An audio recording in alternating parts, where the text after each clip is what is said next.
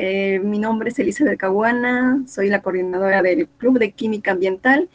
En primera instancia, agradecerles a todos por seguir la sexta sesión extraordinaria realizada por el Journal Club de la Universidad Nacional Mayor de San Marcos en esta plataforma que es Meet. Entonces, gracias por el tiempo, el interés que se toma por asistir a esta sesión, que es realmente muy importante para ciertas carreras y para, creo, en todos, o sea, aquellos que están interesados, ¿no? Y más para los chicos de biología. Bueno, en esta sesión está a cargo de nuestro exclusivamente ponente biólogo Jorge Velasco Martínez. Bueno, ¿quién es él? A ver, vamos a presentarlo. Es bachiller en biología de la Universidad Nacional Federico Vial, egresado de maestría en ecología y gestión ambiental de la Universidad Ricardo Palma. Consultor e investigador desde el año 2018, principal en entomología, e hidrobiología en el Centro de Investigación para la Ecología y Diversidad, CEDIR.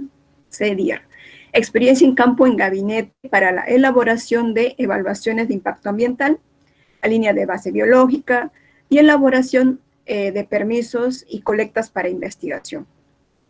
Director ejecutivo desde el año 2017 en el Grupo de Investigación Costera de Humedales.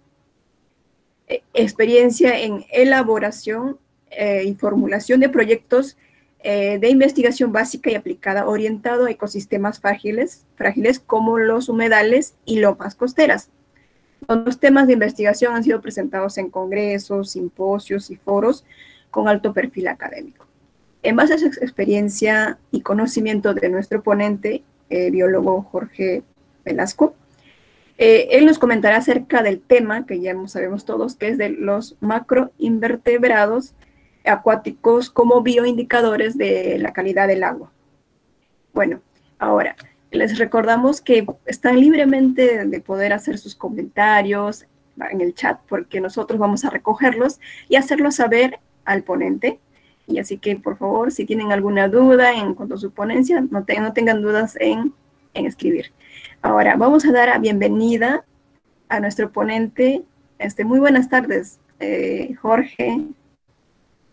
Hola, ¿qué tal? Muy buenas tardes con todos. Sí, muy buenas tardes. Bueno, chicos, muy buenas tardes. Qué gusto tenerlos el día de hoy. El día de ayer hubo una pequeña complicación, pero ya está resuelta, menos mal. El accidente suele pasar y uno nunca está libre de eso. Así que les recomiendo que lleven un curso de primeros auxilios, lo cual sería bueno. Muy bien, si hay alguna pausa, me avisas. Ya, no, como tengo la presentación puesta, no puedo ver si hay mensajes. Claro, Estoy un poquito sí. chino porque no tengo lentes, los lentes se me han roto. Recién la otra semana, Ya, recién no me hay lo van ningún a... problema. Ya, entonces, muy bien. Entonces presentaremos este bonito tema que para mí es de bastante interés. Aparte de interés, es algo que me gusta porque como entomólogo siempre me han gustado los insectos. Y primero que nada, que mencionarles algo, cómo han sido los orígenes, ¿no? De cómo se construyó CEDIR, cómo empezó el grupo de WCRG. Y no empezamos solos, ¿no? Siempre, todo trabajo a veces cuando tú lo quieres hacer, dices, no, yo solito puedo, dices, ¿no? Pero a veces es necesario que necesites ayuda de alguien más, porque puedes dominar un área, pero siempre hay otras áreas que pueden ser complementarias, ¿no? Y bueno, ya hace un tiempo nos reunimos con varios compañeros y nos encontramos en el centro cívico y dijimos, oye, ¿sabes qué? Mira, tengo una idea que quiero contarles y quiero que ustedes me apoyen, ¿no? Así que les empecé a contar mi idea. Y bueno, y como cuando nosotros terminamos la universidad, incluso cuando cualquier biólogo que termina la universidad, siempre está lleno de dudas, ¿no? Y a veces te encuentras algo, te invitan a una salida de campo y dices, que mira, te acompañas a salida de campo, pero ya tú ves qué cosa te gusta, ¿no? Entonces te encuentras algo que te gusta, pero va la cosa que eh, es algo que tú no sabes. Oye, pues, ¿y esto cómo será? ¿Cómo se llamará? Te pongo un ejemplo, una experiencia que tuve, que cuando yo estoy viviendo ahora en Lurín y ya llevo 10 años viviendo aquí. Y yo antes vivía en el Callao. Entonces, cuando empecé aquí a vivir acá, estaba el río Lurín. Entonces, oye, pero si hay el río Lurín, ¿por qué no voy a muestrar el río Lurín? Ya, pues, entonces fui con la intención de hacer entomología. Pero removiendo las piedras, encuentro, oye, ¿estos bichos qué están haciendo acá? Entonces, nace esa duda, ¿qué será? Entonces, los colecté en un frasquito y como mi papá me regaló un estéreo cuando entré a la universidad, entonces empecé a revisarlos, ¿no? Entonces me preguntaba, ¿qué cosa será esta cosa? Y entonces me dio la curiosidad, oye, estos son insectos, ¿por qué voy a hacer unas estructuras? Oye, que sí corresponde, ¿qué serán? Pero no conocía a ningún especialista el cual que se encargue de esta área. Entonces ya con el tiempo empecé a conocer personas, oye, mira, me he encontrado estos bichos, pero no sé qué son. ¿Tú sabes? A ver, no sé. Pregúntale a este profesor. Preguntaba, uy, no, yo tampoco sé quién es. Entonces, me dediqué normal a terminar los cursos que te dan, porque a veces cuando tú quieres hacer un tema de investigación estando en la universidad, a veces no te da el tiempo. Entonces, luego de egresado de la universidad, me dije, oye, pero esto está interesante. Me gustaría empezar a hacer algo más. Entonces dije, tengo que hacer mi tesis, ¿no? Obviamente mi tesis está demorando, bueno, como cualquier otro. Y entonces, les conté la idea a mis amigos, ¿sabes qué? Mira, aquí he conocido el humedal de Puerto Viejo y me gustaría que ustedes participen, porque ustedes también conocen de estas áreas. Yo, por ejemplo, de aves no conozco, de flora tampoco conozco, mamíferos menos, murciélagos tampoco. Y en junio del 2017 se concreta la idea y formamos WCRG, ¿no? Que su sigla significa Wetland Coastal Research Group, que es el grupo de investigación de humedales costeros, en cual nos llamó bastante la atención porque fue bastante productivo, porque nos llegamos a presentar para el tercer simposio de humedales en el Museo de San Marcos. Fue bonita la experiencia, presentamos dos ponencias orales y una ponencia en panel. Y luego dijimos, oye, pero solamente somos un pequeño grupo, nosotros necesitamos crecer un poco más. Entonces, mira, casi a un año, el 22 de septiembre del 2018, se funda CEDIER, que es el Centro de Investigación para la Ecología y Diversidad, y actualmente seguimos avanzando, ¿no? Entonces, si anteriormente presentamos dos ponencias y un panel, ahí luego nos presentamos en el Congreso de Humedales y presentamos el triple de lo que teníamos. Y luego hemos ido avanzando, hemos avanzado incluso, hay un trabajo que lo van a ver después, que es de bastante esfuerzo y todavía seguimos trabajando en ello, ¿no? Eh, Como ese, cuando tú vas a muestrear, los bichos que encuentras no van a ser suficientes, ¿no? Siempre vas a decir, oye, pero algo me faltó, de repente algo me perdí, ¿no? Y quieres volver a completarlo y quieres seguir la secuencia. Y bueno, como les digo, ¿no? En septiembre de 2018 se funda CEDIER y ya falta poquito para un otro aniversario más.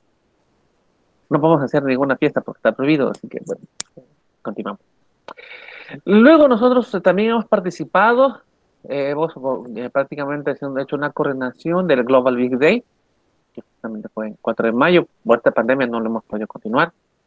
Pero nos llamó la atención porque llegaron bastantes personas, llegaron algunos compañeros que no veíamos hace tiempo y les gustó. Hay algunos que todavía a veces pues, siguen, nos preguntan, nos consultan, oye, mira, he encontrado tal cosa, ¿y dónde lo puedo, cómo puedo identificarlo? ¿Dónde lo puedo analizar? Oye, mira, he encontrado este proyecto, a ver, tú lo puedes revisar y nosotros con gusto lo hacemos, ¿no? Porque es algo que a nosotros nos gusta, es algo como que, no sé, algo que te nace prácticamente. Y bueno, yo tengo entendido, bueno, me enseñaron en la universidad que aquel biólogo que no publica ningún trabajo no es biólogo, ¿no? Puede ser un oficinista, pero no puede ser biólogo. Entonces empezamos a seguir llamando a más personas. Oye, ¿sabes qué? Mira, este humedal me gusta, está muy bonito, no sé qué te parece, quiero invitarte a que hagas la investigación y mira, hay un montón de temas que puedes presentar. Entonces vinieron personas extranjeras, y una amiga de la maestría que se llama Liceli Tun, trajo él a un compañero que se llama Ian Gardner, que es el de camisa amarilla, viene de la Universidad de Inglaterra, y tomó unas muy buenas fotos. Nos acompañó también Pablo Merino, de la Universidad Luis Gonzaga Dica, un gran amigo, nos ha apoyado bastante, nos enseñó bastante de ornitología, muchas cosas que no sabíamos. Está Isabel, ahorita está haciendo una maestría en Brasil, lo cual es genial para mí, me sorprendió, oh, me voy a Brasil, bienvenida, que espero regrese pronto. Está Angie Turunco, la parte de mamíferos, y junto con Emilio también modificaron las evaluaciones para hacer evaluaciones con murciélagos voladores, lo cual es interesante, muy curioso también. Le hemos dado punch también en la parte de entomología, está Uriel, de la Ricardo Palma, Emilio también es de la Ricardo Palma, que le pusieron puncha a la parte de peces y presentaron en el simposio, el cuarto simposio humedal, le presentaron, fueron la primera ponencia, incluso cuando fue bastante bonito, obtuvimos muy buenos resultados y aún queremos seguir avanzando, pero hay cosas que nos limitan, ¿no? El de la izquierda está Hannah Hall, es compañera de Ian Gardner y quien está al lado derecho. Al costado de Hannah se encuentra Liseli Tumi, compañera. Ya han tomado muestras aquí de flora del humedal y aún seguimos trabajando con las especies. Ahí hemos encontrado algunas especies interesantes, algunas que son especies invasoras, ¿no? Pero ya lo vamos a ir viendo poco a poco. Tenemos un proyecto del que estamos trabajando junto con Jean-Pierre. Jean-Pierre es uno de mis mejores amigos, es amigo, mi socio en el tema de CETIER. Y aún tenemos este trabajo, pero no lo podemos continuar debido a esta pandemia. Nuestros amigos también en la parte del equipo de Flora, está Adrián Espinosa, Kevin Peña, y sin olvidarnos de Pablo Medino, que también nos acompañó en una salida antes de la pandemia, que fue lo más cercano que pudimos hacer.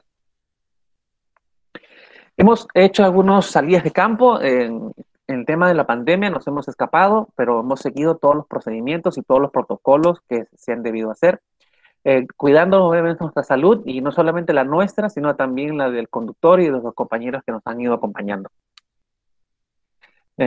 Siempre tenemos una idea de que nosotros no solamente por ser biólogos trabajamos y se acabó. Nuestro trabajo, nuestra función como biólogos es tratar de unir a las personas porque son ellas las que están preocupadas por los ecosistemas que se están perdiendo, pero nos dicen, oye, pero nosotros cómo podemos llegar, no sabemos, oye, pero queremos defenderlo, pero no sabemos qué cosa hay acá.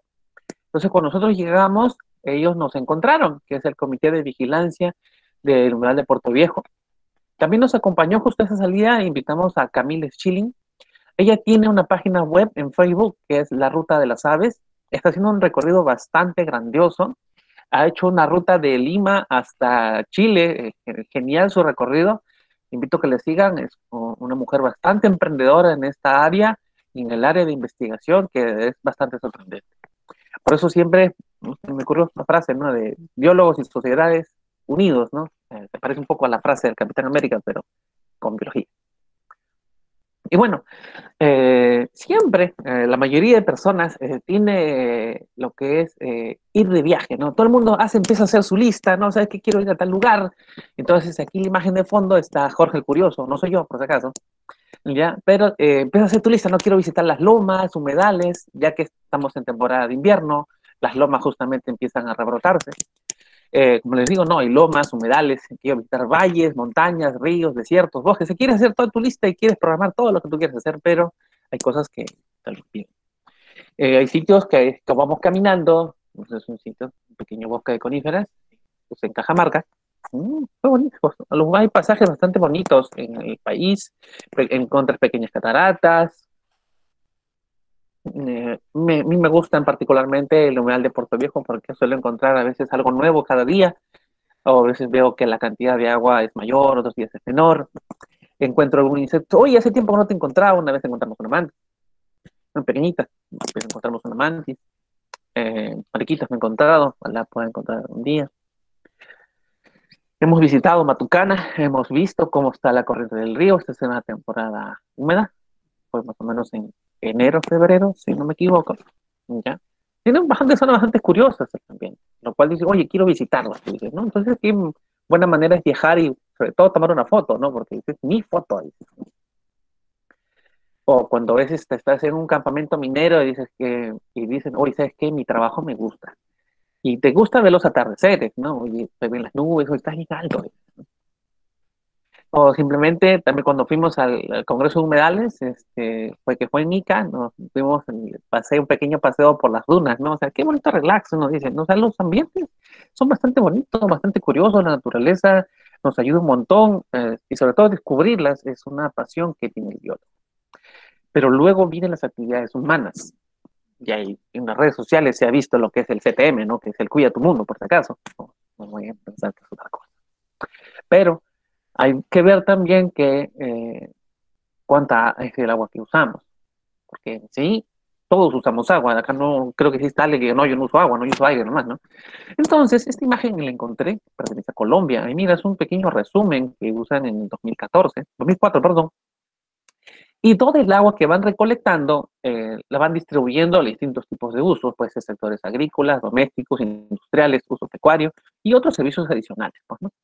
Pero toda esta agua que utilizas tiene que llegar, es un residuo que al final te va a quedar. Entonces, hay residuos domésticos y hay residuos industriales.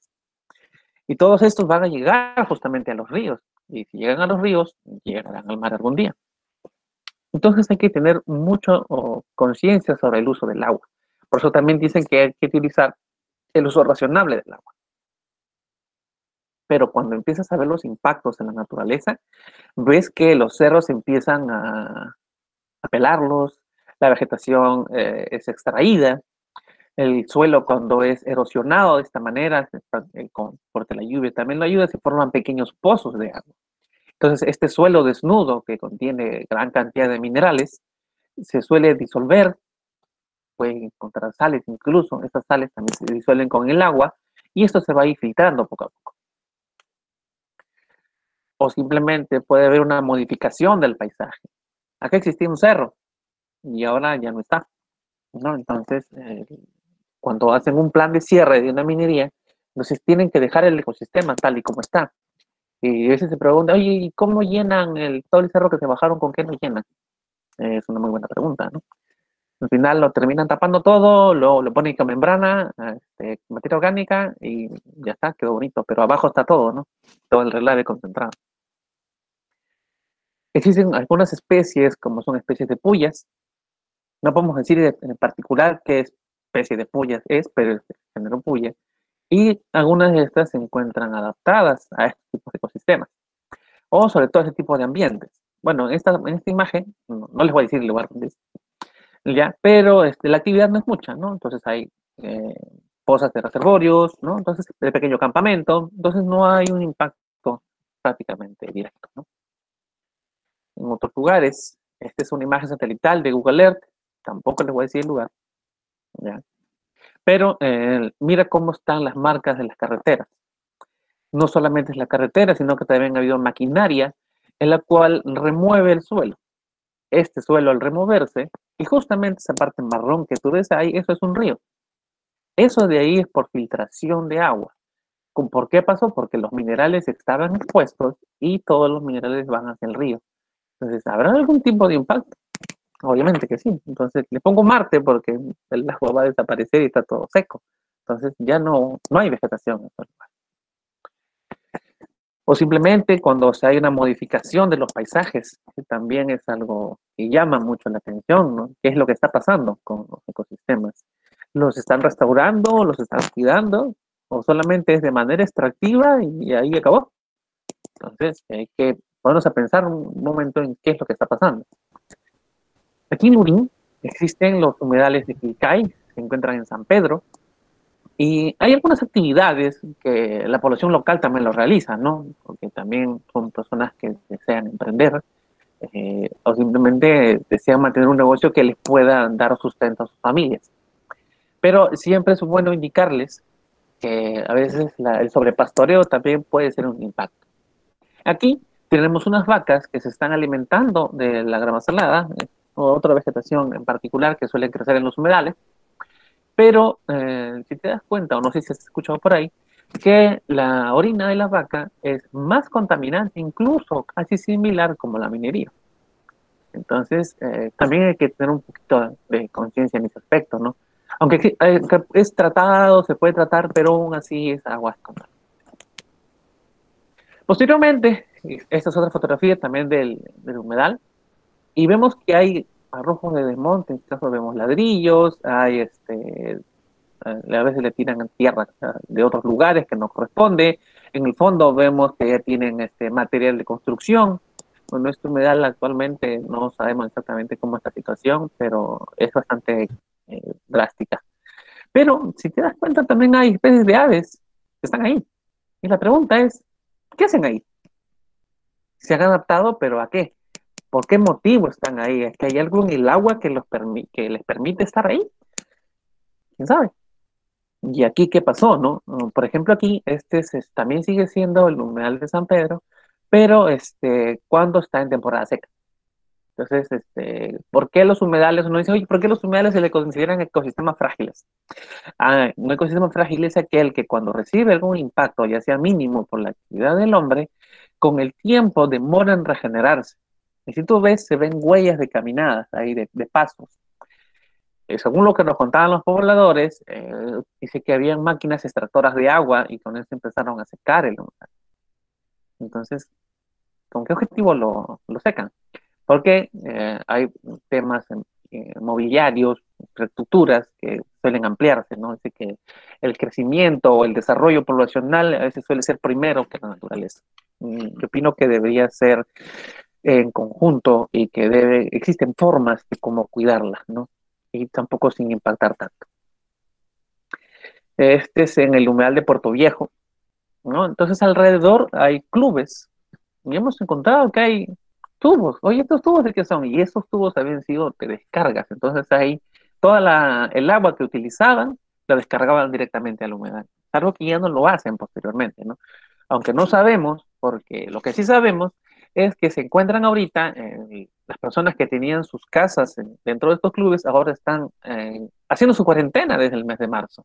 Y no sabemos qué impacto han realizado sobre el humedal, porque no solamente es las descargas de agua residual doméstica, sino también los impactos que realizan, porque hemos visto que hay paseos areneros que hay, o esos buggies chiquitos, entonces, sobre las dunas del humedal, siendo ese un ecosistema frágil, ¿no? ¿Qué pasará? No sabemos. Bueno,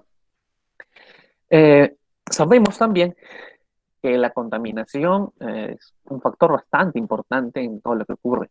Aunque cuando tú vas a un proyecto minero o a una planta de tratamiento y les comentas de contaminación, ellos como que se sienten ofendidos y dicen, ¡oh, Dios mío! No, aquí contaminación, ¿dónde? ¿Por dónde? No hay ninguna.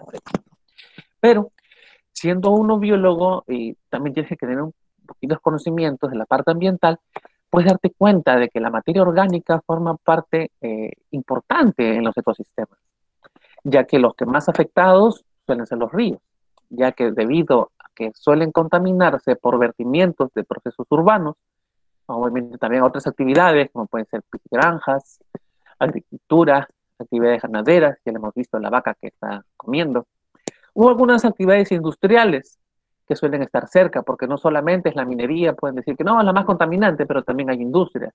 Lurín, por ejemplo, es una zona, tiene zonas industriales, y hay zonas industriales que hacen sus vertimientos justamente directamente del río Urín, y hay una represa. No sé si han escuchado del proyecto Mesías, y también tiene mucho que ver con eso. Ya pueden buscarlo. Entonces, esta materia orgánica que es descargada en los ríos va a hacer que, así como las aves que estaban en el humedal, quiere decir que hay disponibilidad de alimento. Y si hay disponibilidad de alimento, entonces es un sitio donde ellos pueden estar. Así como los microorganismos, cuando ven que hay gran cantidad de materia orgánica, ellos se desarrollan con mayor cantidad. Entonces, esta proliferación de microorganismos, que obviamente hace la descomposición de toda esa materia orgánica, va a incrementarse. Entonces, pero esto también va a ocurrir que se eleven otros nutrientes inorgánicos, como pueden ser el amonio y los fosfatos.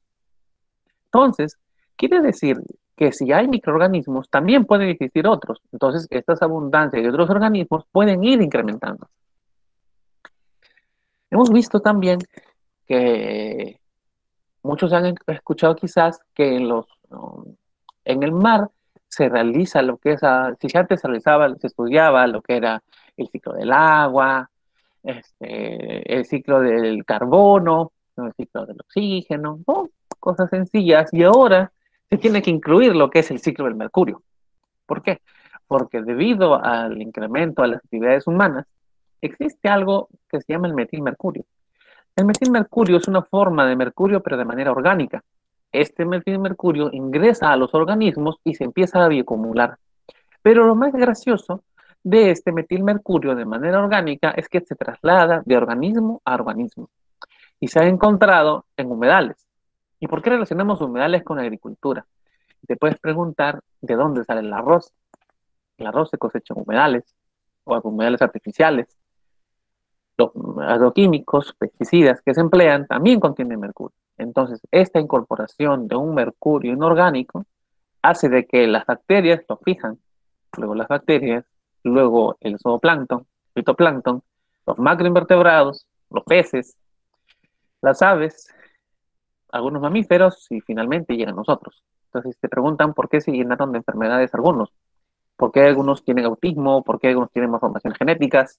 Entonces todo tiene que ver con eso. Entonces, todas estas especies son afectadas por temas de bioacumulación en este caso.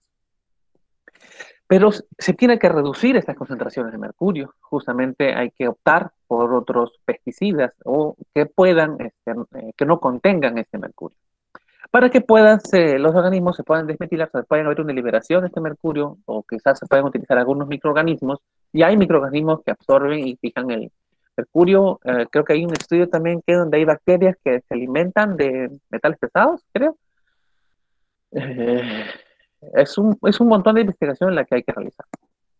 Posteriormente también hemos visto de que así como hay mercurio, también hay otros pesticidas que justamente impactan negativamente sobre los humedales. En este caso, como hemos mencionado, en los cultivos de arroz. Y la mayoría de pesticidas están diseñados para en sí matar el 99% de los insectos. Pero la mayoría de pesticidas no llegan directamente al insecto, porque el insecto puede estar debajo de la hoja y simplemente no le cayó el pesticida, ¿no? El insecto dice, jojolete, no pasa nada, ¿no? Entonces, hay que tener un poquito de conciencia en qué es lo que se está utilizando o qué es lo que se va, qué es lo que se va a agregar.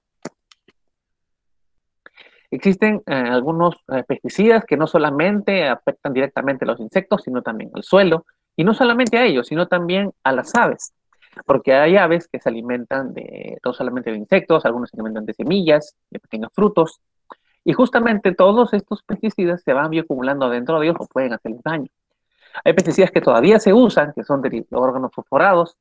El furadán, por ejemplo, es un carbofurano, que es un pesticida que se utilizaba para matar insectos a gran escala. Es muy efectivo, muy bueno, pero no. En la Universidad, por ejemplo, de Guelph, en Canadá, el investigador que empezó por esto dijo que vio aves que caían en el suelo. Entonces, hacía esta observación de aves que muchos ornitólogos les apasiona ver el tema de aves, pero es muy trágico ver a un ave caer porque se han muerto por fatiga, por asfixia. Entonces, es algo que no debería darse. Hay otros pesticidas como los carramatos, en este caso un ejemplo es el Aldicar, que tiene una concentración letal media de CL50 de 2 miligramos por kilo, ya te imaginarás cuánto es. Hay otros órganos fosforados como el diacinón, neonicotidoides, varios. Los más usados todavía, que todavía se utilizan, son el DDT y otros órganos fosforados que pueden reducir el espesor de la cáscara del huevo de las aves, haciéndolos más frágiles, ¿no? Entonces, son bastantes cosas que van a ir pasando. Pero en fin, del todo cabo, ¿qué hacemos los biólogos? ¿Qué hacen con todo esto?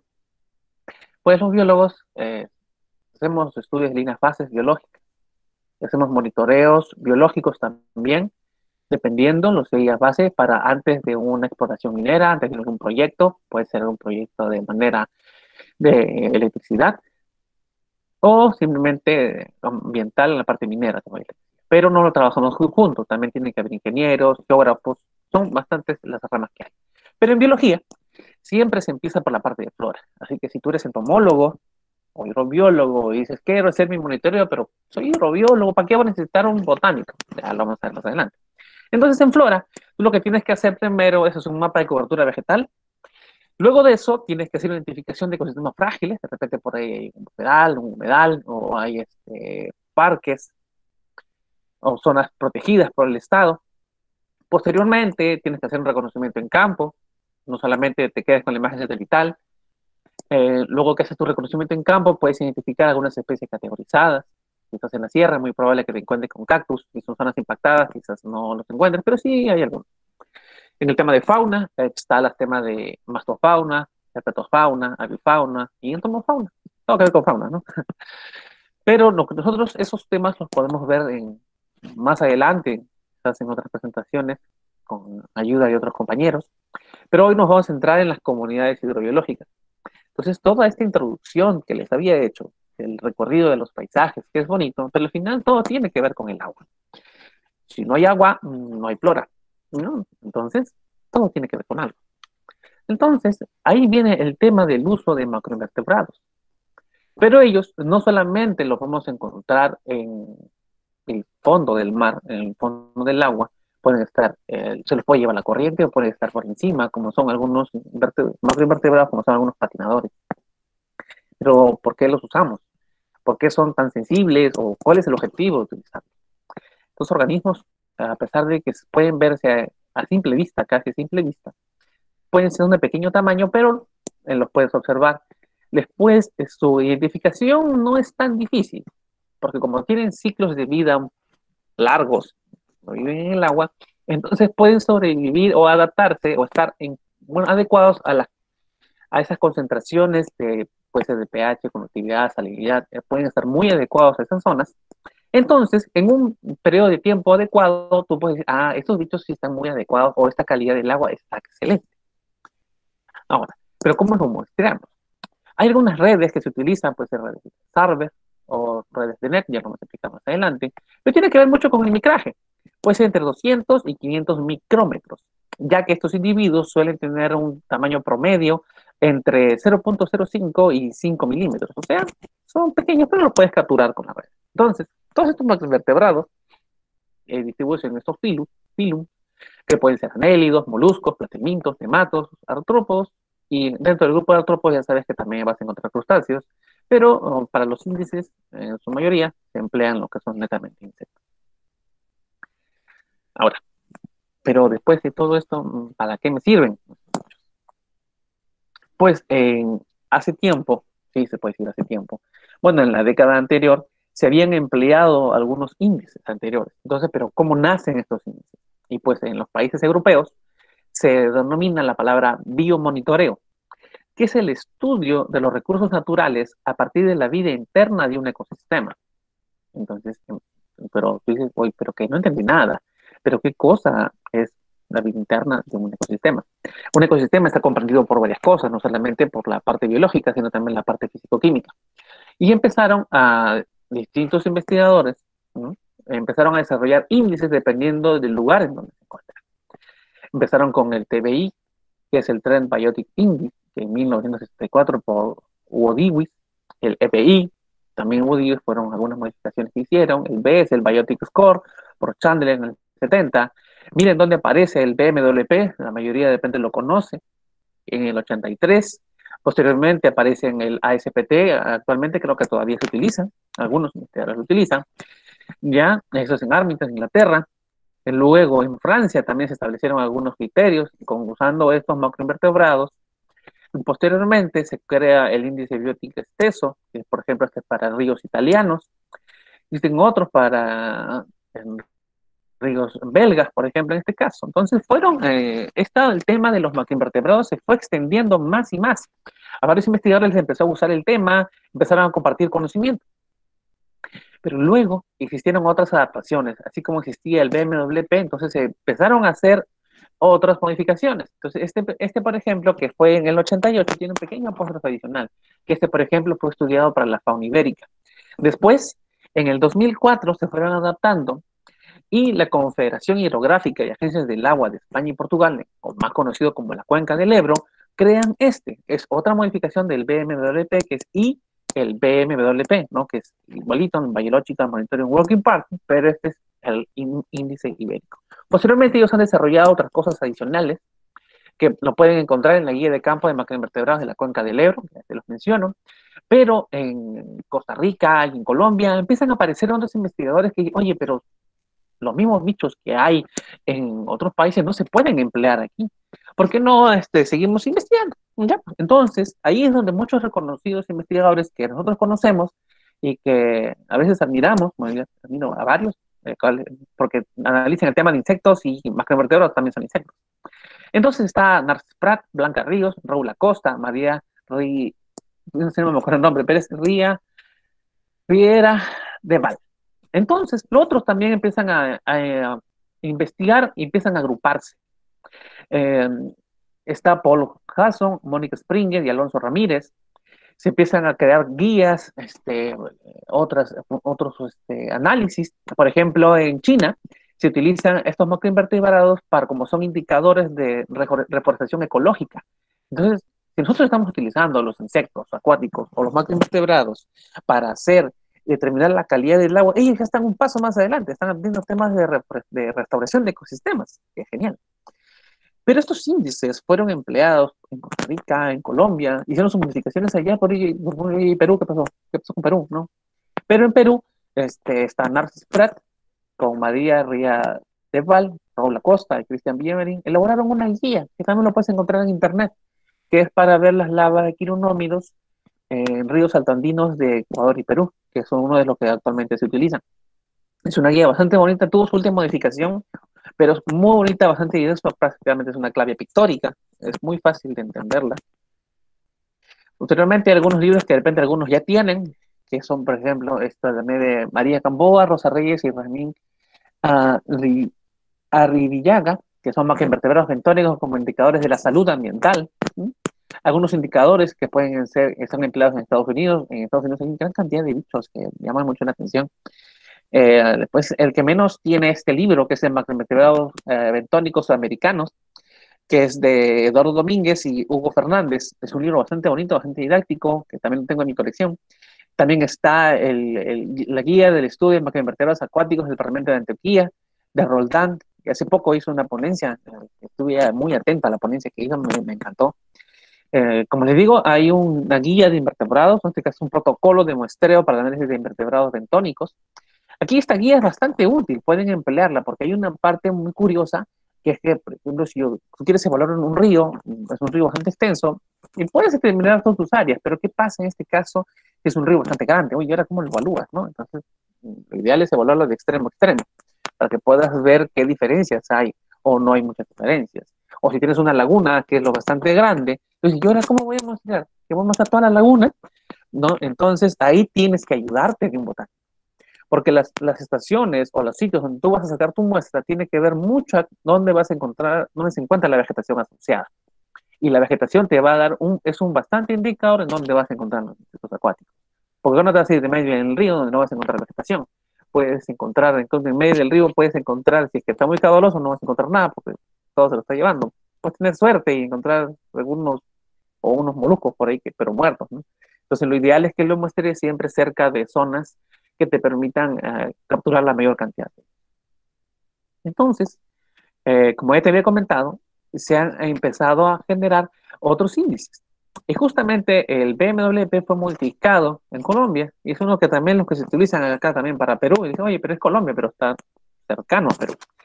Entonces, en Perú sí se están haciendo bastantes estudios para hacer las modificaciones adecuadas para emplear un índice exclusivamente para Perú, ¿no?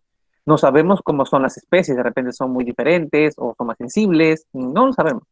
Entonces, estos índices, en el caso del WMP, modificado para Colombia, están delimitados en varios colores. Entonces, cada color te va a indicar el tipo de contaminación que puedan tener. Y también funcionan en función de rangos. Si son de calidad muy buena, obviamente el puntaje es bastante alto. Estos puntajes se sacan cuando tú tienes que identificar, en este caso, a los individuos. Y simplemente son puntajes que se le dan a individuos con categorías taxonómicas. Cuando haces tu identificación taxonómica, asegúrate de que trata de llegar a lo más lejano posible. En este caso, si puedes llegar a género, no hay ningún problema. Pero para los índices y los detalles que se emplean familias, ¿no? Otros particulares se toman grupos importantes. También tenemos que es el AVI, que es, que es para zonas altoandinas a partir de mayores a 2.000 metros sobre el nivel del mar, pero también tiene sus modificaciones, pero no significa que lo vayas a emplear solo. Por ejemplo, así como te he contado que hay el WMP, también están los índices ibéricos, hay otros WMP, hay otras modificaciones y hay algunos que consideran algunas puntuaciones para algunos individuos. Algunos consideran que sí deberían estar dentro de estos rangos, pero dicen no, estos no. Entonces, si te das cuenta, por ejemplo, en el WMP, en algunos, en la parte de la izquierda, hay algunas puntuaciones que faltan. Faltan algunos individuos que son mencionados, que son los ostrácoras o los itacarinas, porque no los consideran, pero en el AVI sí. Entonces, va a depender mucho de la zona y del criterio del investigador el índice que tú vayas a emplear. Pero siempre es bueno emplear un índice que se adecue al lugar donde tú estás. O cuando haces utilizas una clave taxonómica, trata de buscar una clave taxonómica que esté cerca al área de estudio. En entomología, a la mayoría que nos enseñan entomología, siempre nos dan el libro de Borrow and Dillon, que es Introducción al Estudio de los Insectos, pero ese es de Estados Unidos. Las claves nos ayudan para poder llegar a familia, a orden, pero cuando empiezas a llegar a género, las claves cambian, ¿no? Entonces, generalmente se presentan algunas cosas diferentes. Así como hay índices que se utilizan a nivel de familias, hay otros que utilizan a nivel de órdenes, que es como es conocido como el EPT, que simplemente es utilizar los individuos y seleccionar las abundancias que poseen. Entonces, aquí no te llegan, te piden que identifiques a esta familia, por ejemplo, ¿no? Simplemente a nivel de orden y simplemente los contabilizas. Existen otros índices también, como que es el que está al final, que es de color moradito, que es el FBI, porque está traducido en la imagen, ¿ya? Pero es el IBF, que es el índice por familias. Así que también se puede identificar por familias, pero como te digo, va a ir variando. También existe una variación, como te había mencionado, del BMWP. Mira, tienes en Estados Unidos, en Ecuador, en Cuba, Colombia, Costa Rica, Perú, Coyuca, ¿no? Entonces son bastantes variedades. Entonces cada uno va a depender del rango que le van a establecer, el tipo de clase, la calidad que te va a reflejar y si va a tener alguna señal o un color que le va a identificar qué tipo de calidad es. Y obviamente cada color te va a indicar qué tipo de significado tiene, ¿no? Si es que puede ser una contaminación leve, moderada, o simplemente puede ser de aguas limpias, muy limpias, ¿no? Entonces son criterios que vas a ir tomando. Ahora, pero tú depende de qué quieres. Hoy, ¿sabes qué? Quiero hacer mi evaluación de campo.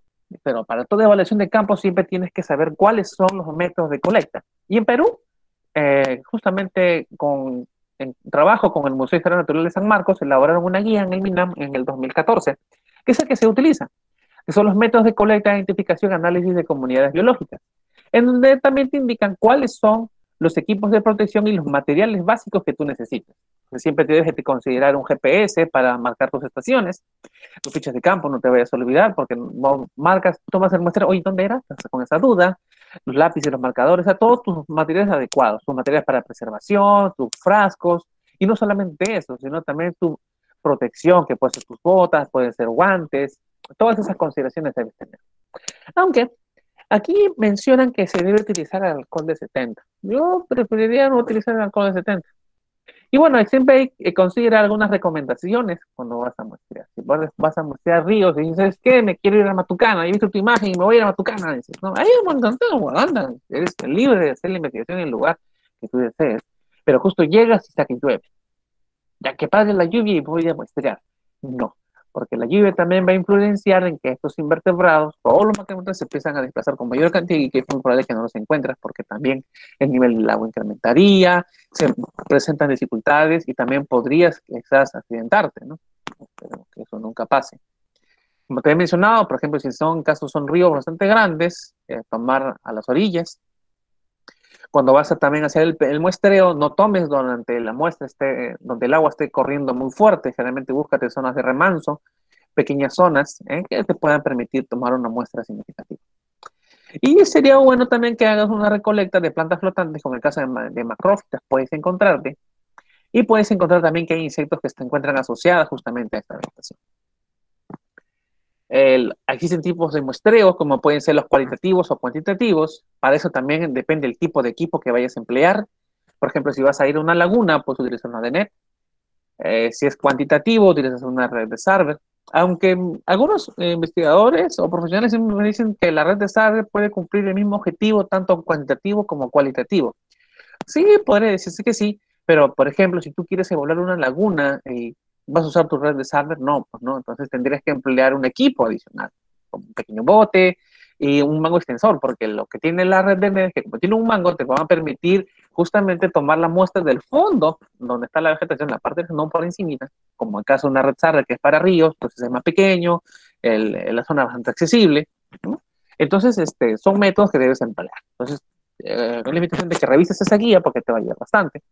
Como te decía, la clasificación taxonómica trata de llegar a lo más lejano que puedas. En este caso puede ser familia o lo ideal sería género. Y lo más ideal, lo que todo el mundo quisiera es que te llegue a la especie, ¿no?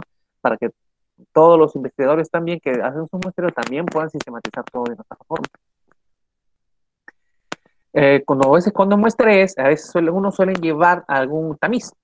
Mira, en la imagen de la izquierda se observa que en la derecha hay una DNet. justamente es la red que se utiliza para este tipo de muestreos. Tiene un tamiz y una bandeja. Entonces, todo lo que tú colectas dentro de la ADN lo transportas a una bandeja y lo transportas al tamiz para poder filtrar, porque a veces hay sedimento, o de repente hay pequeñas rocas, las enjuagas y simplemente las sueltas. Y solamente vas a quedar con el contenido que a ti te interesa.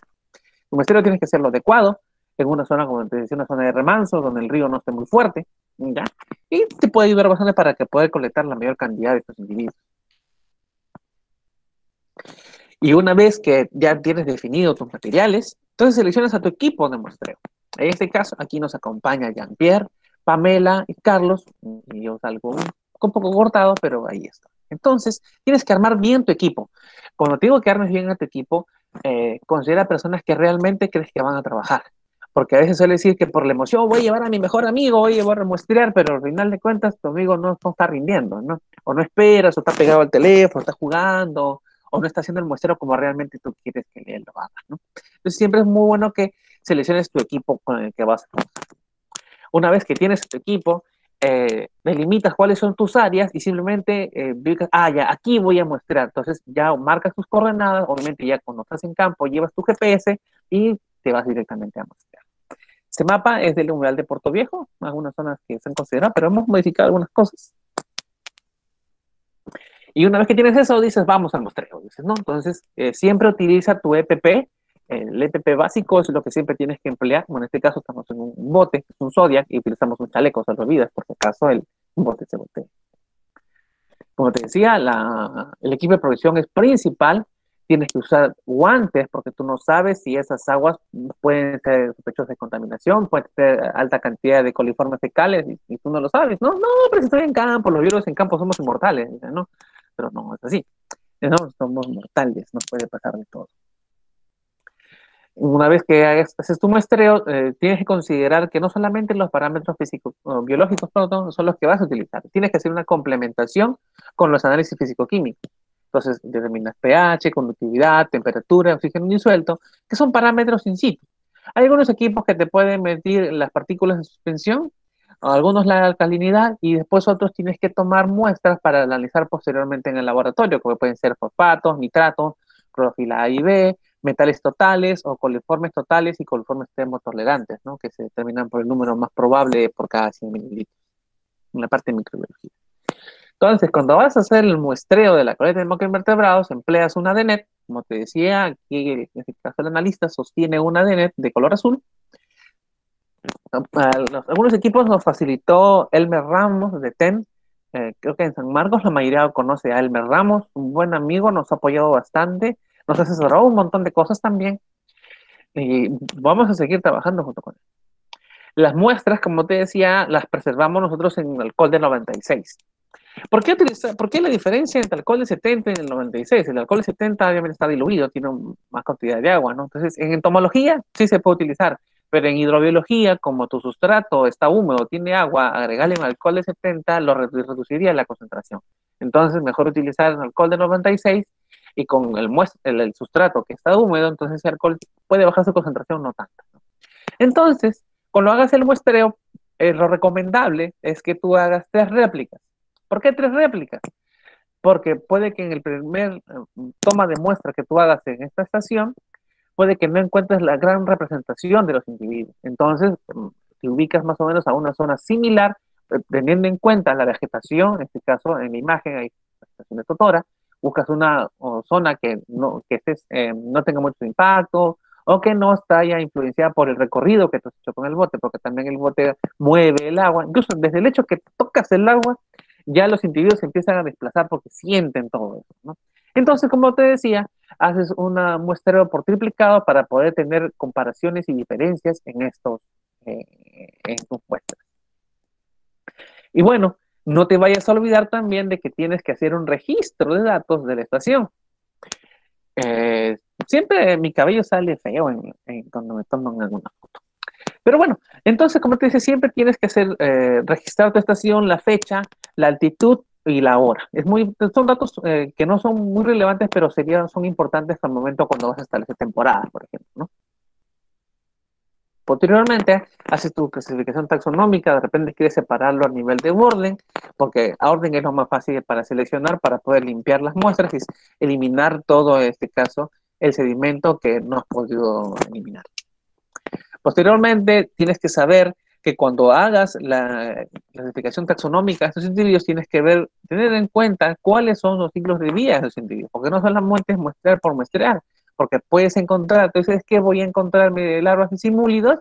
Pero encontraste la pupa, y oye, pucha, no sé qué será, entonces siempre tienes que saber cuál es el ciclo biológico. En este caso, algunos plecópteras, por ejemplo, tienen los que son sus ciclos biológicos son hemimetábolos. ¿Qué son hemimetábolos? Que en su ciclo biológico solamente tienen huevo, adulto, y mira, ¿qué considera justamente ahí una larva o ninfa, en este caso, que tiene varios estadios, así como la cucaracha? Y hay unos que tienen el holometábolo, que dentro del ciclo biológico es similar al hemimetábolo, pero en este caso tienes la larva y tienes una pupa, ¿no? Entonces, siempre tener esas consideraciones. Otra cosa también es considerar que son las estructuras de un insecto. Muchos de repente han llevado el curso de CTA, ¿no? Ciencia, Tecnología y Ambiente, pero lo puedes relacionar, ¿no? Cabeza, tórax y abdomen. Es bastante simple, ¿no? Entonces el abdomen, ubica el abdomen, que el tórax tiene 3 segmentos, que los 2 individuos tienen un par de antenas y tienen 3 patas. Son cosas básicas que uno debe saber. Cuando a veces revisas la clave, te va a decir que puede estar en posición dorsal o en posición ventral. En caso de los efemerópteras, de estos individuos tienen un estadio, ¿no? Que pues, su mayor parte de vida la realizan en el agua y otra parte son voladores. Pero cuando salen del medio acuático y se van al ambiente terrestre, tienen una fase que se llama el subimago. Esta fase subimago todavía el individuo puede alimentarse, pero cuando ya es adulto completamente, las mandíbulas quedan fusionadas, en lo cual solamente va a gastar toda su energía en reproducirse. Entonces, su objetivo de ser adulto es reproducirse, porque ya se alimentó todo ese tiempo en el estadio larval. Ya hemos mencionado que son hemimetábolos, tienen estadios inmaduros, en este caso como son las ninfas. Y bueno, alrededor hay mayormente a más de 3.000 especies descritas, familias. Lo que he conocido en el transcurso del poco tiempo de experiencia que tengo es que solamente he visitado las zonas de costa y de sierra. Me encantaría visitar la selva, ver justamente qué macroinvertebrados podemos encontrar. He visto algunos artículos que son bastante bonitos, pero sí me gustaría. Ojalá puedan visitar un manglar. Ahora, te preguntan, oye, ¿y estos bichos que son acuáticos, cómo respiran? Obviamente ellos tienen una respiración dorsal. ¿Y dónde le encuentras? Justamente en las branquias. Esas branquias que parecen pelitos que están ahí no son pelitos, sino que esas son sus branquias donde hacen intercambio gaseoso. Otros insectos también puedes encontrar como son los odonatos. Estos odonatos, oye, ¿y estos odonatos por dónde respiran? Entonces ellos tienen unas branquias lamelares que se encuentran en la parte terminal del abdomen. Están en las flechas rojas, le marcamos ahí. Y también se les conocen como libélulas. Pero tienes que ver cómo son la distribución de sus alas, ¿no? Por ejemplo, en caso de los cigópteras, que son los cuenagriónides, que son la familia de ellos, sus alitas están pegadas junto a ellos. En cambio, los otros, como son los anisópteras, sus alas están a los lados, ¿no? De esta manera. Entonces ellos también tienen branquias. Entonces, obviamente también tienen que respirar, ¿no? Pero estas branquias son unas branquias rectales internas que ellos poseen, ¿no? Para poder permanecer mayor cantidad. Hay otros individuos también, como algunos coleópteros de la familia Élmidos, por ejemplo, que toman oxígeno, ¿no? Y lo mantienen de ellos, entonces cuando tienen que tomarlo se suben a la superficie y otra vez regresan, ¿no? Para poder capturar el oxígeno. Justamente también hay algunos larvas de libélula que tienen sus mandíbulas. Mira cómo es la mandíbula para que veas cómo es la parte de la alimentación de las mandíbulas. Prácticamente son netamente predadores de los individuos. Se alimentan de larvas de zancudos, ¿ya? De repente por ahí siempre has visto piletas, hoy ves un montón de peces, oh, aquí ahorita los pececitos, vamos a pescarlos y te los llevas, ¿no? Al final se van en tu casa. Esos pececitos no están ahí de adorno, sino que también controlan poblaciones de mosquitos. Posteriormente digo, oye, estas larvas luego cómo van a realizar, cómo sé que son insectos o cómo sé que van a producir alas. Entonces justamente esos individuos cuando están en su fase acuática sus alas están reducidas en pequeños brotes. Ya cuando van a empezar a madurar, generan la pupa en este caso, o en este caso una ninfa, ya las alas empiezan a desarrollarse, pero en la temporada adulta, pero en este caso ya salen del agua. ¿Ya? Entonces, mira, aquí puedes ver, aquí tenemos una ninfa de libélula y ella cuando sale del medio se forman, se forman las alas, ¿no? Que es muy diferente de estructura, entonces el abdomen acá es de plano, bastante de rechoncho, pero cuando ya es adulto el abdomen se elonga, son bastante curiosos, por eso que me gustan esos sistemas. Dentro del orden Plecoptera son algunos individuos que si directamente no los encuentras, quiere decir que sí, en esta zona puede que haya algún tipo de contaminación. Realmente algunos las conocen como las moscas de las piedras, porque en su fase adulta eh, están en las piedras y parece una polilla prácticamente. No, no es una polilla. Entonces, a veces le preguntan, oye, pero si los otros tenían branquias están ubicados el otros tienen, respiran a nivel de branquias anales, y ellos, ¿por dónde respiran? Ellos tienen branquias torácicas. Entonces ya tienes características que te van a permitir identificar en este caso. Existen otros del orden Trichoptera que son bastante bonitos, ¿ya? Por ejemplo, estos son de la familia Hydropschidae, estos son organismos adultos, normalmente que parecen polillas. Entonces acá es mi lapsus, perdonen la equivocación, estoy muy nervioso. Pero estos son los que se le conocen como las moscas de las piedras, ¿no? Estos es. Entonces son organismos adultos que parecen polillas justamente, son parientes cercanos, ¿no? Y tienen un ciclo de vida holometabolo. También son pequeños, sus larvas miden 0.5 a 30 milímetros de longitud. Y tienen el nombre debido a que sus alas tienen tricomas. Ahora, ellos también tienen una zona, pueden respirar, pero ellos no tienen branquias torácicas como los tricópteras, perdón, como estas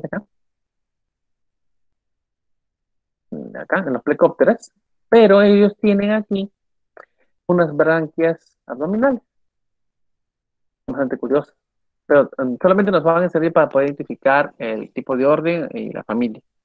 Pero para poder llegar al género, necesitamos a veces saber las características que tiene la mandíbula o la garra.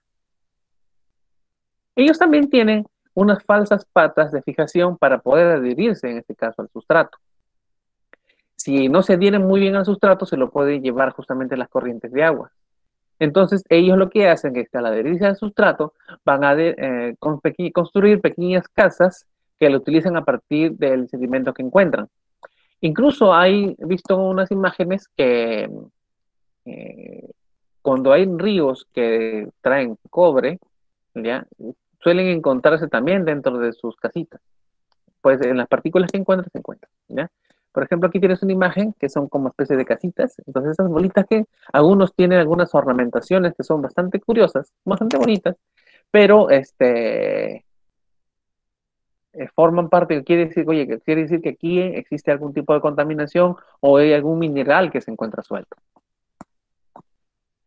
Luego de que has realizado ya la parte taxonómica, que es, bueno, en mi particular es algo que a mí me gusta, empiezas a armar tu base de datos. Si no haces tu base de datos de manera ordenada, no vas a poder identificar todo como debe ser. Siempre tienes que hacer tu clasificación taxonómica, filum, clase, orden, familia, y lo ideal es llegar a género y especie. En el caso de nosotros le colocamos morfoespecie, que podemos encontrar de repente a alguien similar, entonces lo denominamos una morfoespecie. Pero te vas a decir, oye, pero eso está mal escrito, porque debería estar en cursiva donde están las especies, ¿no? Pero es el tipo de letra que me saca el estilo de las diapositivas. ¿De acuerdo? ¿Ya? Entonces hay que justamente tratar de llegar a a la especie en lo que más podemos.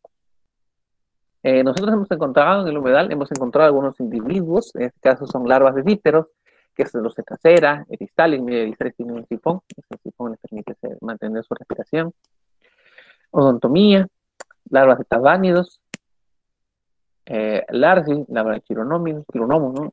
Hidrofilios, también hemos encontrado larvas, qué bonito encontrar larvas, y también hemos encontrado un adulto. Hemos encontrado culex, obviamente estas aguas, de este caso de humedales, vas a encontrar gran cantidad de estos individuos, como puedes encontrar también los quironomios también son larvas que las encuentras de color rojo. Ya si son de color rojo ya sabes qué cosas son. El culex obviamente son los zancudos, la mayoría de ellos nos generan algunos inconvenientes, algunas enfermedades. Posiblemente nos presentan simplemente incomodidades.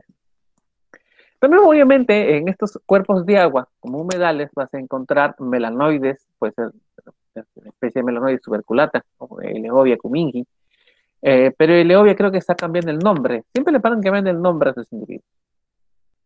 Ahora, pero una vez que llegas a encontrar a todos tus individuos y después, y al final, después de todo, ¿qué empleo con ellos? ¿Qué hago con ellos? Entonces, estos individuos también pueden ser indicadores del estado trófico de las masas de agua. Y justamente puedes ver que también puede haber una contaminación térmica. ¿Y siempre la contaminación térmica en dónde? Hay empresas que se encargan de desalinizar el agua, como es el caso en Chilca, hay una fábrica, no estoy seguro del nombre, ya creo que es Phoenix Power, no sé si seguirá haciendo, ¿ya? Y ellos, por ejemplo, utilizan el agua de mar para desalinizarla, que es una buena tecnología, es muy bonita, pero ellos regresan el agua caliente al mar, lo que involucra que otros individuos aparezcan. Entonces, cualquier alteración que hay, siempre van a aparecer algún tipo de individuo.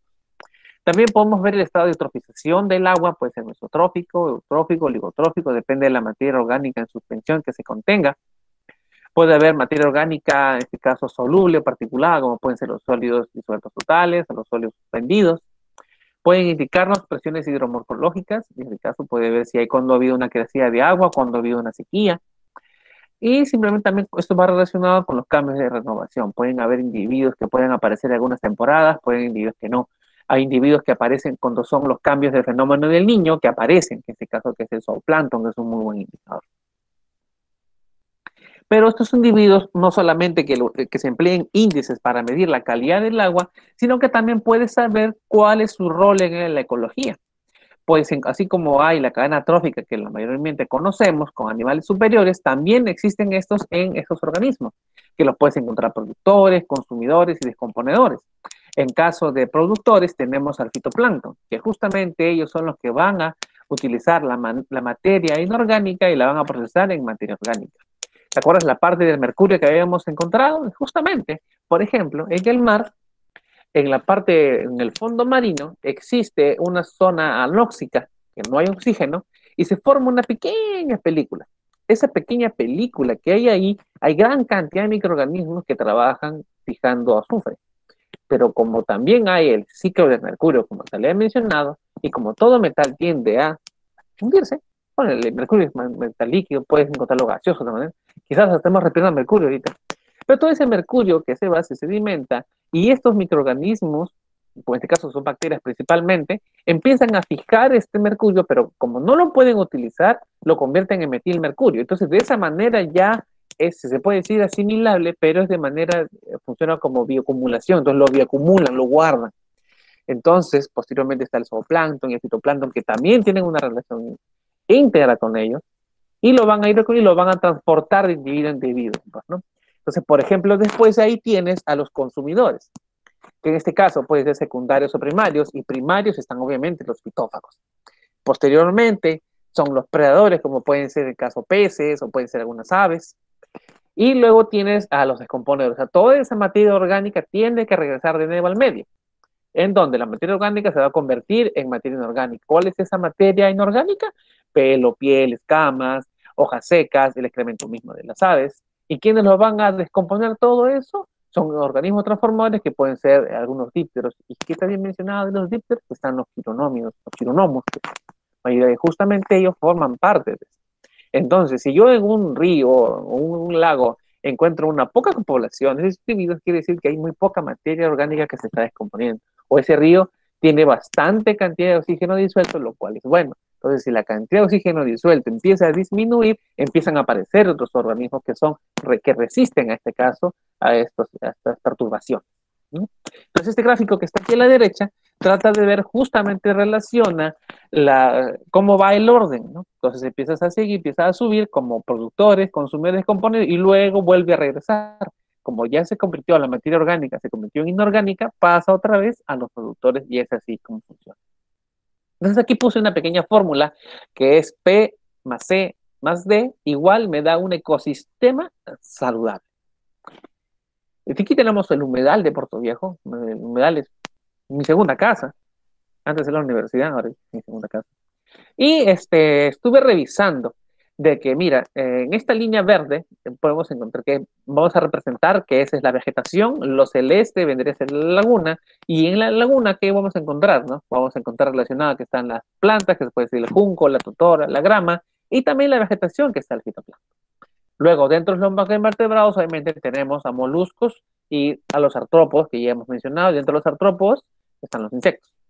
Dentro de ellos hemos seleccionado aquellos que son fitófagos, por ejemplo, lo que es el caso de los heterópteras, como puede ser Coryza reticulata, Notoneta peruviana, algunos, ay, se me fue el nombre, en este caso de Herpetocipris, que es no me acuerdo el nombre, pero son organismos raspadores.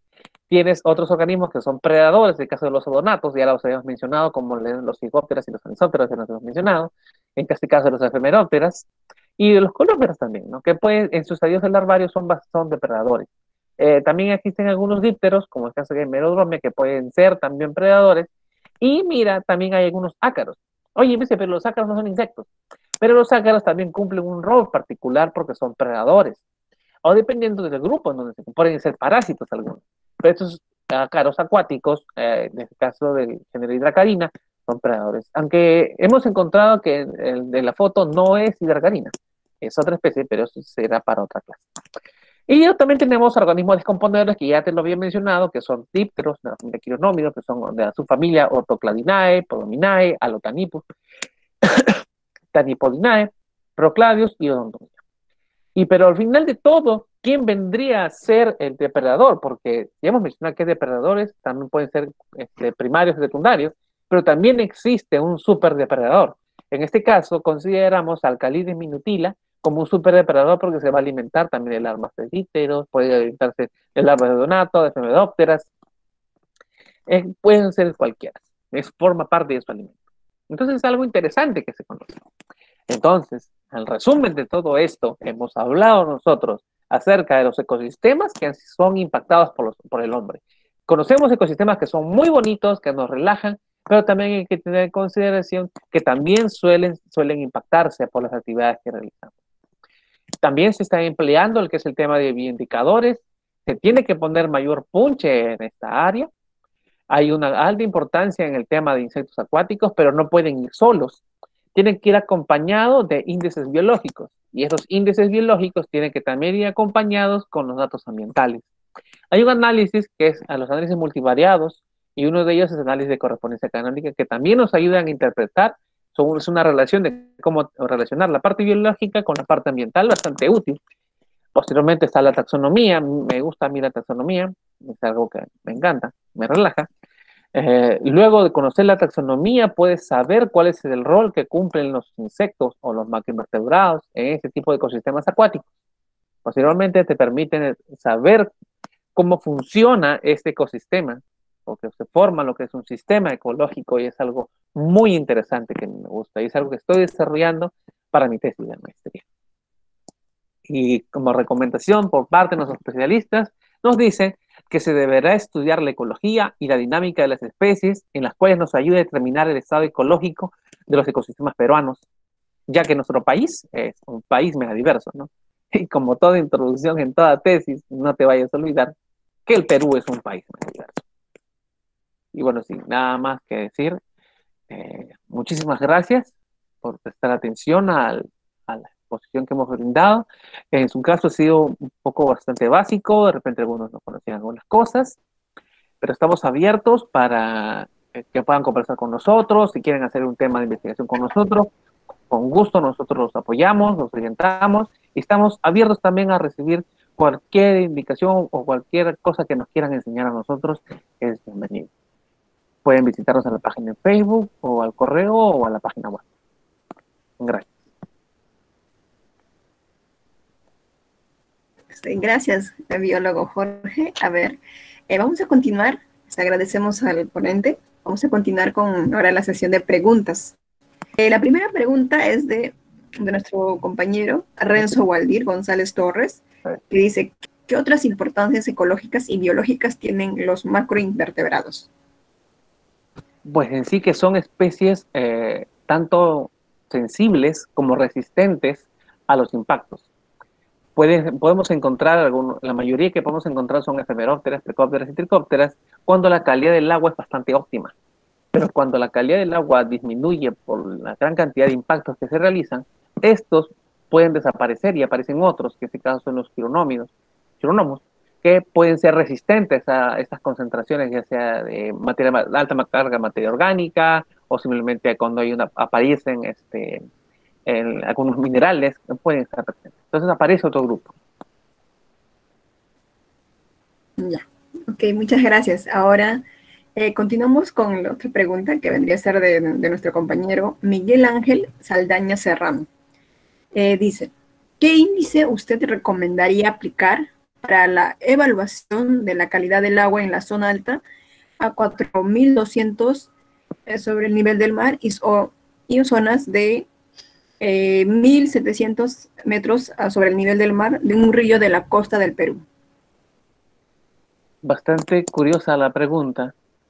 Pero sí, como te decía, el AVI es uno de los índices que se ha utilizado para medir zonas altoandinas a 2.000 metros, o sea que no creo que habría problema si, no, o sea, es que evalué a 1.600, no voy a emplear el AVI porque el AVI me dice que es a 2.000, pero no es el único índice que emplea, sino que tienes que emplear índices complementarios también, porque no solo, así como les enseñé que había una parte que habían índices que el AVI consideraba algunos y otros, por ejemplo, el WMP no lo consideraba. Entonces también puedes emplear otros. Entonces, puedes encontrar buena cantidad de efemerópteras, plecópteras y tricópteras también. Pero hay otro índice también que te relaciona el porcentaje de quironómidos. Es bastante útil. O puedes emplear el ASPT o las modificaciones del BMWP para Colombia, porque no te dice una altura específica. Claro, sí. Muy bien. A ver, ahora para nuestro compañero, bueno, nuestra compañera, Yelman Yubert Jaramillo Abad nos pregunta, lugares para poder publicar un artículo respecto de los macroinvertebrados acuáticos, un procedimiento y formatos, más o menos, ¿qué recomendaciones nos daría? Un formato para lugares para poder publicar. Pues va a depender del tipo de revista que tú vayas a elegir en sí, ¿no? Cada revista, puedes buscar las más básicas, que puede ser Cielo, por ejemplo. Hay una parte, una sección que dice Guide for Author. Entonces ahí tú puedes seguir los lineamientos que la revista tiene. Y cada revista tiene un formato de publicación. Puedes buscar la página del Sevier, también justamente buscar esa zona, y también sus formas de publicación son bastante rigurosas, porque también te piden un tipo de letra, la gráfica también te dicen qué número de gráficas deben ir, cuántas gráficas, las gráficas tienen que ser resumen. O sea, va a depender del trabajo que tú vayas a realizar. Si es que tu trabajo de repente es tu tesis de licenciatura y puede que no sea una super tesis, pero puedes publicar en alguna revista peruana aquí nacional, ¿no? Ya, muy bien. A ver, continuamos con la ronda de preguntas. Nuestro compañero Miguel Ángel Saldaña Serrano nos dice, ¿qué especies de macroinvertebrados son considerados como indicadores de buena calidad del agua y mala calidad del agua en ríos? Bueno, ya te lo había mencionado, creo, que si encontramos, si es una buena calidad del agua, los mejores que vamos a encontrar son el EPT-DINS y el EPT, que son las efemerópteras, tricópteras o sea, efemerópteras, tricópteras y plecópteras. Podemos encontrar también algunos coleópteros también, pero algunos coleópteros quiere decir que ya hay alguna materia orgánica que se va formando y van apareciendo. Los dípteros también son buenos indicadores cuando hay bastantes impactos. Que quiere decir que ya la calidad de agua va a ir cambiando. Y esto va relacionado también a la parte físico-química, puede ir relacionado al pH o puede ir relacionado a las concentraciones de oxígeno. Si en este caso tú dices, voy a emplear la misma metodología para ríos, la quiero medir en humedales, obviamente la fauna va a ser muy diferente por la concentración de oxígeno. Claro, bien. A ver, nuestro compañero Darío Greni, bueno, también nos habla. Excelente la ponencia del profesor, en este caso. ¿Contaremos con la misma online? Bueno, sí, claro que contaremos con la misma. Me gustaría tener acceso a la misma para trabajar con mis estudiantes de primaria. Bueno, es nuestro compañero de Uruguay, Darío. Entonces, sí, qué bueno. A ver, continuamos con la otra pregunta. A ver, Carolina Raime con Chalco dice. Buenas noches, excelente presentación. ¿Qué índice recomienda para evaluar la calidad del agua en lagunas o lagos someros altoandinos? Ya, para lagunas es diferente, ¿no? O sea, no podemos emplear lo mismo que utilizamos para ríos, ya que es como que algo inverso, ¿no? Entonces, si en el río yo sé que hay buena concentración de oxígeno y utilizo mis macroinvertebrados y hago mi índice, mi calidad me puede salir muy buena. Pero si yo me voy a una laguna altoandina, en este caso, que es un ambiente donde las aguas no son corrientes, o sea, donde el oxígeno va a depender de la vegetación que existe, y puede ser variada o puede ser mucho menor a la que normalmente encuentras, y puedes encontrarte macroinvertebrados que son indicadores de contaminación. Puedes decir, oye, pucha, hoy esta laguna está contaminada, Ya, ok. entonces no puedes utilizar esos índices. Hay un investigador que de repente la mayoría conoce, que se llama Jorge Peralta, que tiene una tesis muy bonita, en donde también emplea los índices, el EPT, el WMP y también el ASPT. Entonces, él establece, porque también hizo la evaluación en el lugar de Puerto Viejo, y establece que se pueden emplear estos índices, pero con ciertas consideraciones. Entonces sería bueno que lo revises.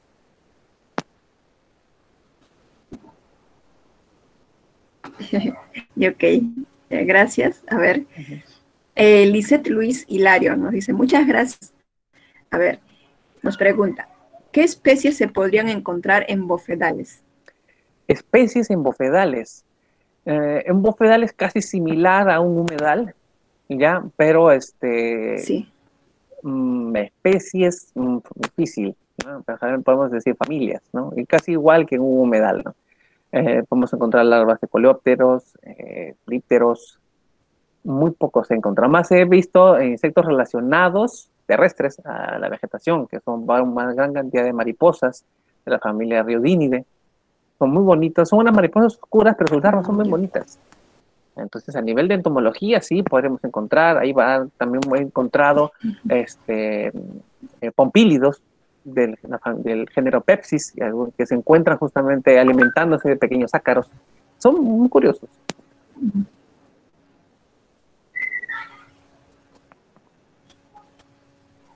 y ok.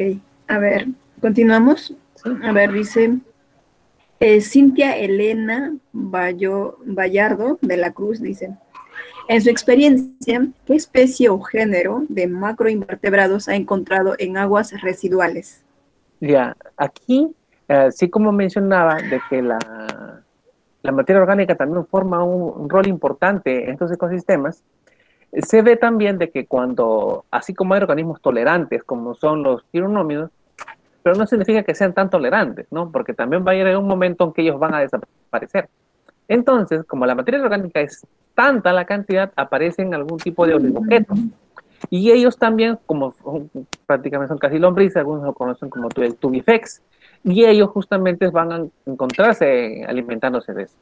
Pero esa calidad de agua es pésima prácticamente, porque solamente vamos a encontrar a ellos. Quizás así puedes hacer un muestreo triplicado, o los vas a seguir encontrando, o gran cantidad de sedimento no vas a encontrar incluso hasta ni vegetación, y puede que encuentres también algunas larvas de quironomos. En este caso, Claro. Chironomos, como te digo, es la familia en general, tiene bastantes géneros, Natonipus, eh, son un montón, es bastante trabajo. Te recomiendo también que si tienes las muestras, revisa también la guía de quironomios para Perú y Ecuador, que fue la que puse en la presentación, que están totalmente en español, es bastante interesante, es histórica y te va a ayudar bastante. Si es que en tu muestra hay quironomios, ¿no? Pero vas a encontrar oligoquetos, que son los tubíferos. Naidide, creo que es la familia. Ok, gracias. A ver, continuamos. Dario Greni nos pregunta, ¿cuál sería el índice ideal para un arroyo con flora nativa? No la entiendo muy bien. A ver, índice ideal para un arroyo, pero si es arroyo, Sí. tiene que ver mucho también la cantidad de agua, por ejemplo, ¿ya?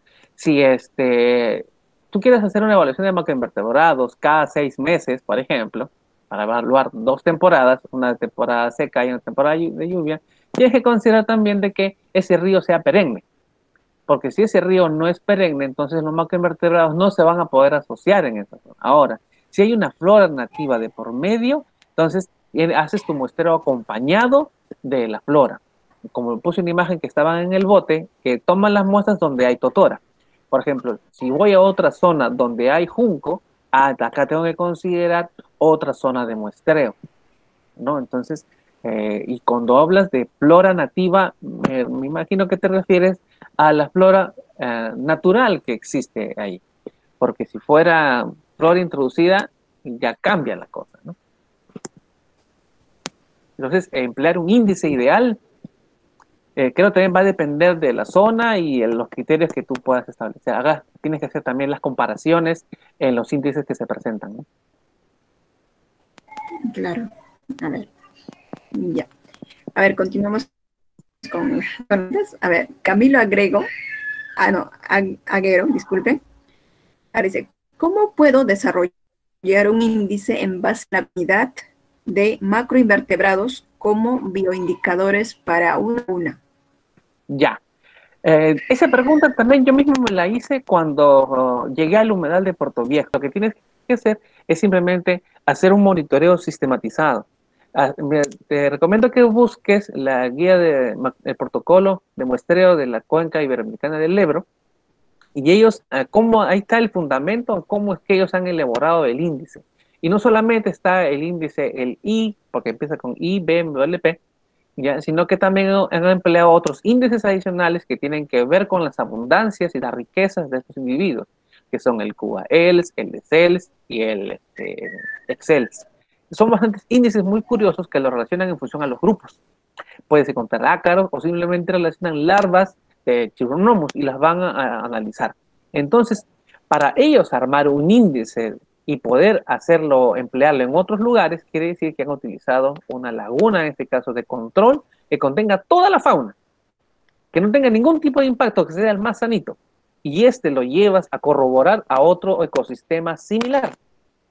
Si este ecosistema similar cumple con las mismas condiciones, quiere decir que tu índice puede ser bien empleado. Ahora, si lo empleas en otra laguna también similar, pero esta tiene gran cantidad de impactos, tú vas a ver la diferencia en relación al que no tiene impactos y al que sí los tiene. Entonces ahí van a aparecer otros organismos y tú puedes hacer una comparación. Entonces, para una laguna, evaluarlo es difícil, tendrías que evaluar varias y esto no te va a tomar pues 1 año, 2 años, puede tomarte hasta 5, hasta 10 años de estudio. Y es algo que está realizando, por ejemplo, la doctora Ana Guamantingo, que tiene unas buenas publicaciones muy bonitas. Yo siendo de la Villarreal tuve la oportunidad de conocerla y fue genial conocerla, ¿no? Entonces, son bastantes los avances que se están logrando en estas comunidades. Y si te gusta, pues sería bueno que trabajes con ella. A ver, continuamos. A ver, con Eric Leonides Cueva Infante. Dice, según la experiencia que tienes, ¿cuál de las familias de macroinvertebrados son resistentes a la contaminación por metales pesados de actividades mineras?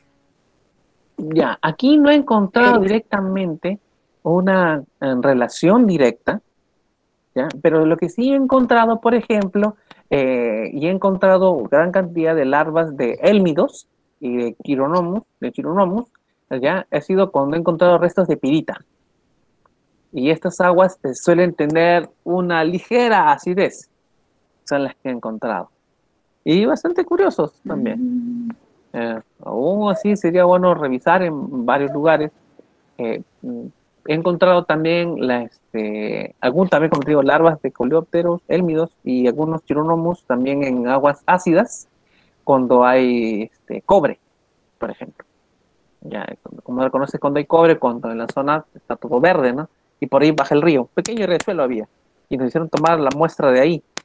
Cuando veas y cuando lo llevamos al laboratorio, justamente encontramos estos individuos.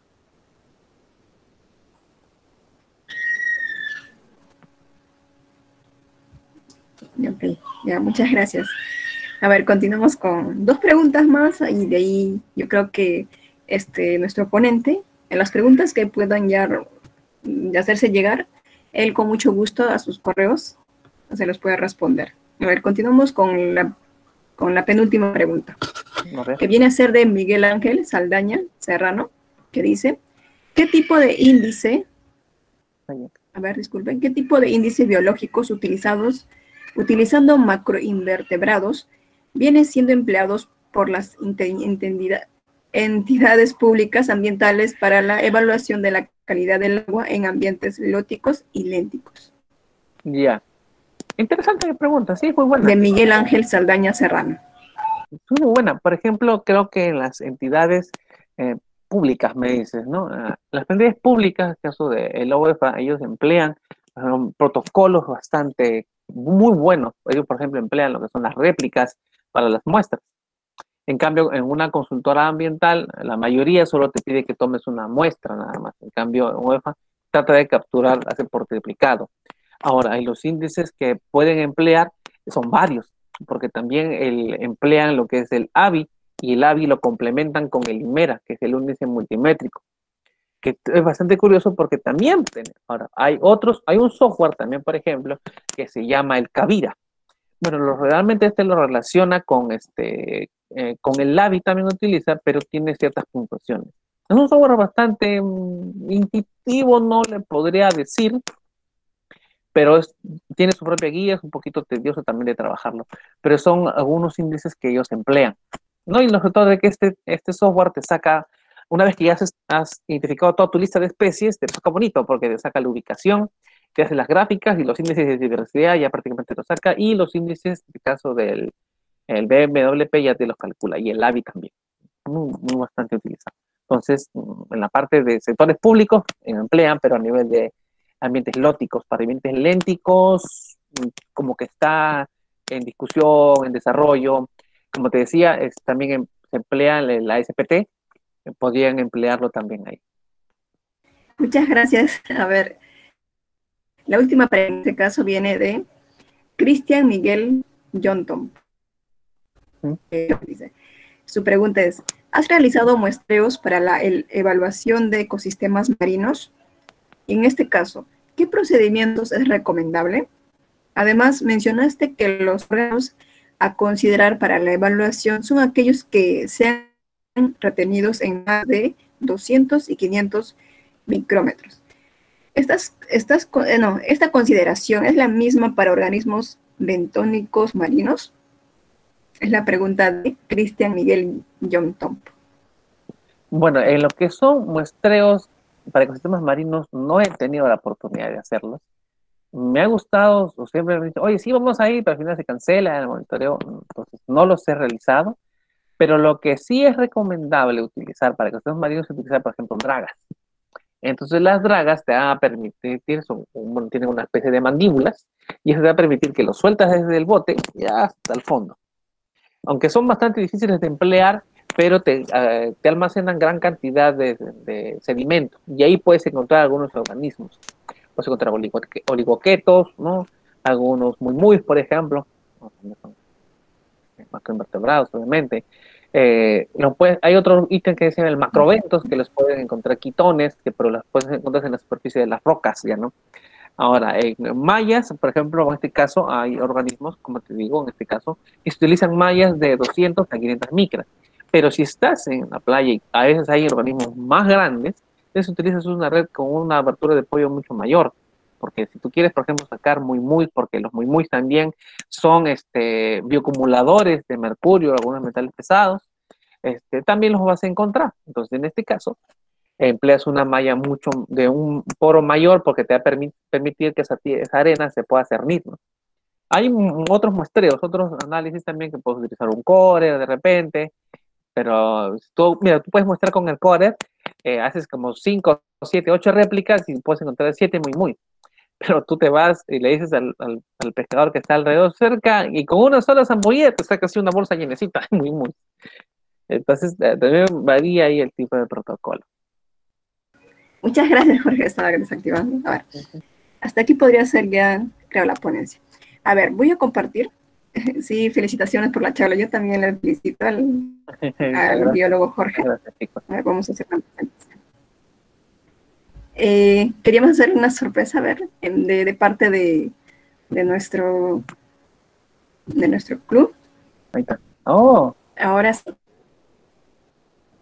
sí, estamos muy agradecidos, Jorge, por esta charla que ha sido en sí muy enriquecedora, y yo sé que muchos de mis de los chicos han sabido apreciar y de bajo su experiencia, porque sí nos ha contado sobre lo que usted desarrolla en su grupo de investigación, sobre el muestreo, sobre la clasificación taxonómica de estos macroinvertebrados. Nos ha llevado a ese mundo, realmente, como nosotros, algunos somos de pregrado, algunos profesionales que están en ingeniería o no, y ya pueden conocer más o menos. Y yo sé que si tienen mayor interés, se podrían comunicar con usted. Por eso, en nombre del Journal Club San Marcos, le damos esta constancia de agradecimiento, ¿no? Porque usted nos ha brindado esta charla que realmente ha sido muy buena y estamos muy agradecidos. Y claro, ahorita le compartimos, como es virtual, no sé por qué yo le hago llegar. No, está muy bonito, muy bien. Sí. Muchas gracias. Entonces, bueno, chicos, estamos ya por finalizar. Como les digo, no hay ningún problema, se les va a compartir ustedes pueden comunicarse con el ponente Jorge para que tengan, o sea, puedan con más tranquilidad o formular sus preguntas y hacérselo llegar a él, no tengan ninguna incomodidad, ¿ya? Entonces, damos por finalizado esta charla. No se preocupen si ustedes están interesados más en varios temas en cuanto a nuestro journal, entonces podrían revisar el Facebook. En el Facebook hay muchas sesiones extraordinarias, como también crossover, que vendrían a ser unión de varios clubes, no solamente de San Marcos, sino también claro, de la Universidad Nacional de Agraria, La Molina, también está de la Cayetano, o sea, se pueden unir, o sea, hay varias charlas. Entonces, como también invitamos a profesionales como nuestro compañero, nuestro ponente Jorge Velasco, también hay otros, doctores, bachilleres, con maestría, todos, que también nos van a brindar su conocimiento y su experiencia. Entonces, les estamos invitando a que puedan revisar el Facebook, también pueden revisar el YouTube, que también esta ponencia se va a publicar ahí. Entonces, para aquellos que quizás quieran revisar a detalle y ver, invitados, pueden estar accediendo a esa plataforma que es el YouTube. Entonces, muchas gracias, biólogo Jorge, por la ponencia, y hasta otra oportunidad, si podría ser, si se da. Sí, hasta otra oportunidad. Depende si estamos en entomología, claro, nada más, ¿no? Que es lo que más me gusta. Muchas gracias. Listo, hasta pronto, chicos. Hasta pronto. Estamos agradecidos por todo, por la acogida y por que han estado aquí. ¿Algunas palabras, Jorge? Pues hay unas que siempre utilizo, que es la que más uso, es que si no te ensucias es porque no lo has hecho tú. Así que, muchachos, ensúciense, porque ahí vas a descubrir si realmente esto es lo que es tu trabajo, ¿no? Y luego que te ensucias, continúa trabajando, pero limpio. Claro. Muchas gracias. Hasta pronto, chicos. Hasta pronto. Gracias por todo.